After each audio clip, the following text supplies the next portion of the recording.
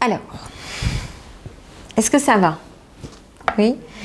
Vous avez peut-être besoin d'exprimer quelque chose avant qu'on passe à la lecture de ce texte, ou c'est bon pour vous?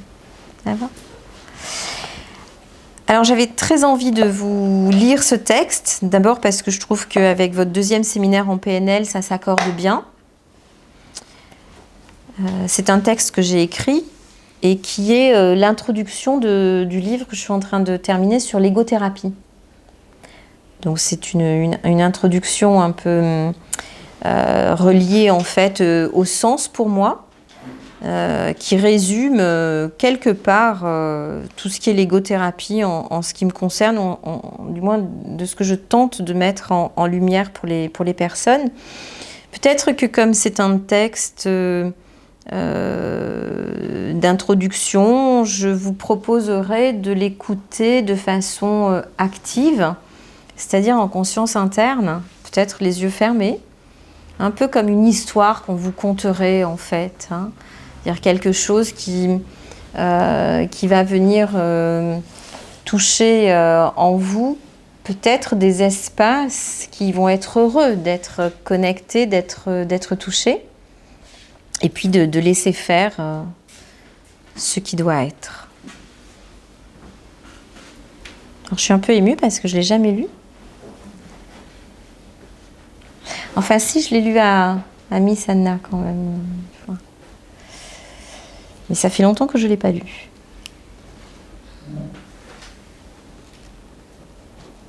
La quête de soi. Pas de quête sans foi en soi, en la vie, en l'éternité de l'être. Nous sommes tout un ensemble visible et invisible, matériel et immatériel. Tout cet ensemble est en action pour chercher ou demander. L'un ne peut aller sans l'autre. Rien ne peut être détaché, divisé, oublié. Pensons-y. Le corps a besoin de l'esprit pour illuminer le monde. L'esprit a besoin du corps pour s'incarner. L'inspiration sans l'action est impuissante.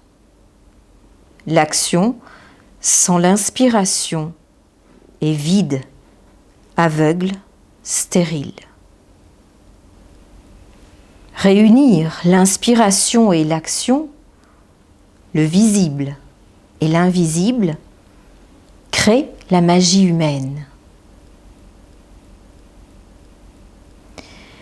Qui êtes-vous dans l'œuvre d'art du monde, dans cette nature qui vous inspire, dans cette matière qui vous propulse? Voilà la quête. Trouvez ce parfum inoubliable de qui nous sommes au creux de cet univers. Voir, écouter, sentir, goûter, ressentir, s'inspirer, se connecter au tout.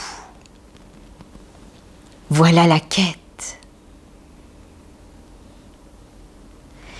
L'estime de soi, la conscience du vivant, la sagesse de la connaissance de soi, la foi dans l'univers, dans la terre, dans les océans, dans le ciel, en soi, doit être plus grande, plus puissante, plus évidente que quoi que ce soit d'autre. Poursuivre, en lumière ou en secret, la quête. Au-delà des mots, des interprétations, des symboles, des métaphores, des techniques, des savoirs, des exemples. Poursuivre la quête, se trouver dans cette quête, dans cette soif de réalité pour soi, dans cette vision authentique, dans ce toucher délicat du précieux en soi, dans ce goût éternel. Méditer en silence intérieur, aplanir le chemin de la quête, l'entamer comme un bon pain, le manger et s'en nourrir en profondeur, se sentir grandi dans ce lien secret entre soi et soi. Être dans cette intelligence d'écouter sa voix, cette toute petite voix intérieure, douce, calme, sereine, qui parle au plus profond de soi, qui nous joue une mélodie, celle de l'amour de soi, qui relie, unit le corps et l'esprit, la terre et le ciel, le visible et l'invisible, pour cette rencontre du tout au-dedans, baignant au milieu, entre la naissance et la mort. Nous sommes au centre de la vie qui nous a été offerte, comme une étoile au milieu du ciel, en quête d'elle-même, scintillante, brillante, vivante même après sa mort, visible de qui nous sommes, qui la voyons encore bien des années-lumière après son existence réelle.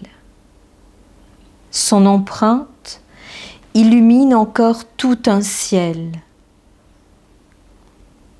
L'ombre de la nuit disparaît sous la scintillante étoile qui n'existe pourtant plus.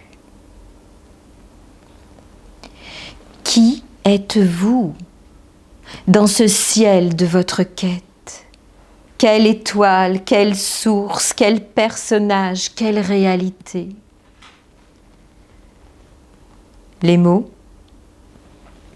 les livres nous parlent de la sagesse du dedans, éprouvée au dehors, des mystères, de la vie intérieure, de l'amour de soi, du sens à donner.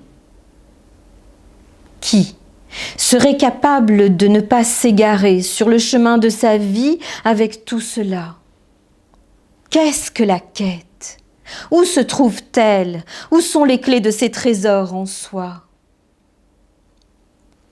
Qui êtes-vous dans cette quête? Qui est là, tout le temps là, d'année en année, de mois en mois, de jour en jour, de minute en minute, de seconde en seconde, d'instant en instant? Êtes-vous en conscience de ce temps dans votre quête? De la présence à qui vous êtes? De la conscience, de la mortalité évidente qui n'a qu'un seul mystère, car il est le grand mystère. Conscience de la mort comme un tremplin de la vie, de cette évidence qui monte en puissance à chaque seconde que nous vieillissons pour propulser l'éphémère vie de la matière.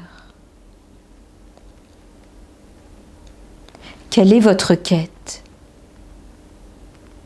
Après la reconnaissance, les jeunes années insouciantes, les amis choisis, les amants perdus, la famille agrandie, le temps qui est passé, les rides creusées, les cheveux disparus. Quelle est la quête? Si tout finit là où tout commence. Quelle est votre foi dans cette quête? Lorsque vous êtes sur ce chemin de la vie, de votre vie, au milieu, entre naissance et mort. Qui êtes-vous? Ni le travail, ni les amis, ni les amants, ni la famille, ni la jeunesse, ni la vieillesse ne vous sauvera. C'est la quête qui sauve. C'est la beauté qui sauve. C'est le cœur qui sauve. C'est l'amour qui sauve. C'est la grâce qui sauve. C'est la foi qui sauve. C'est la bonté qui sauve. C'est l'art qui sauve. C'est la connaissance qui sauve. C'est la vérité qui sauve. C'est la paix qui sauve. C'est la joie qui sauve. C'est l'authenticité qui sauve.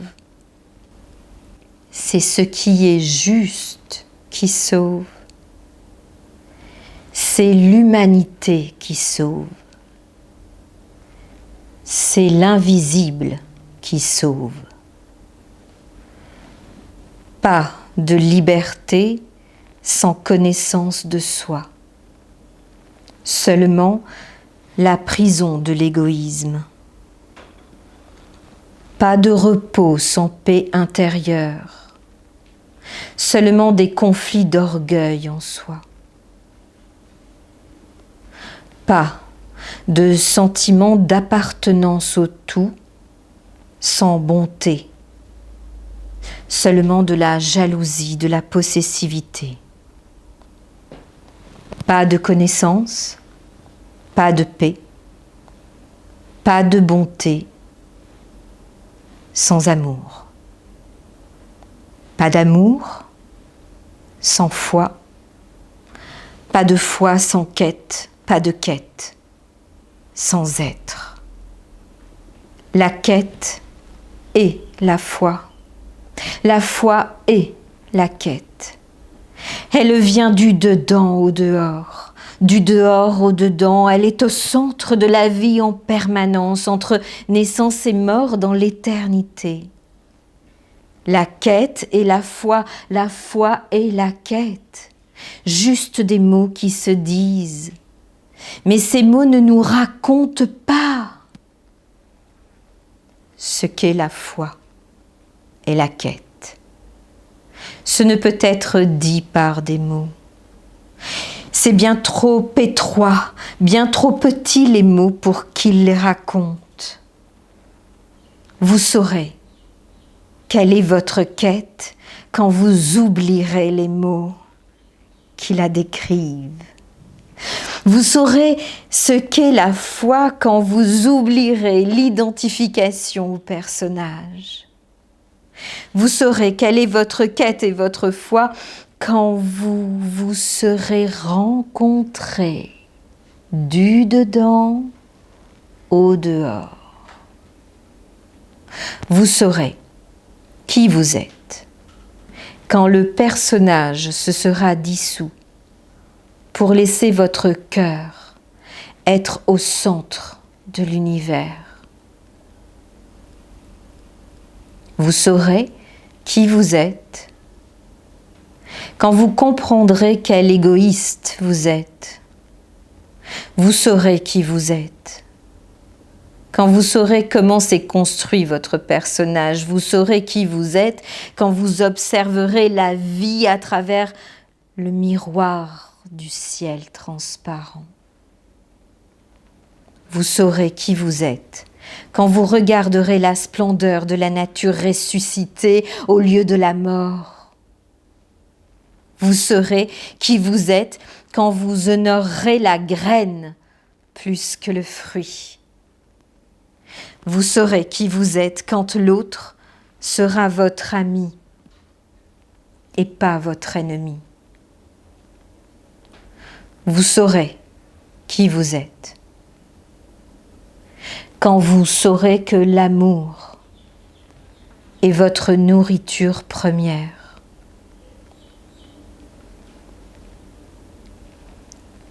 Vous saurez qui vous êtes quand vous serez devenu la quête, la foi.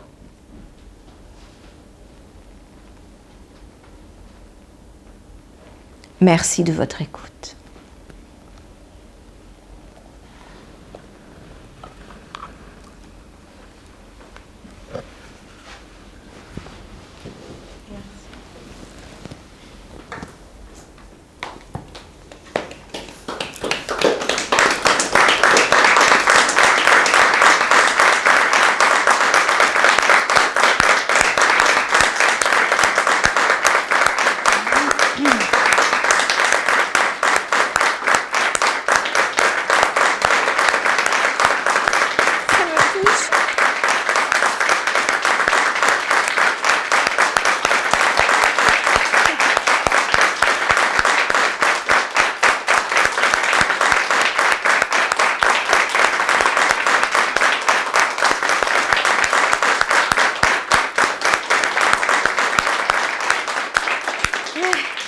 Alors, vous êtes mes premiers audio-lecteurs.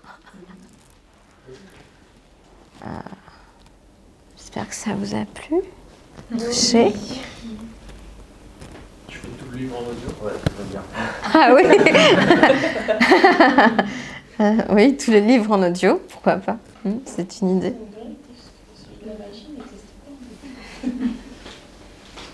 Ah oui, en même temps, ce qui est bien aussi dans un livre, c'est que justement, il n'y a pas la communication vocale de l'auteur.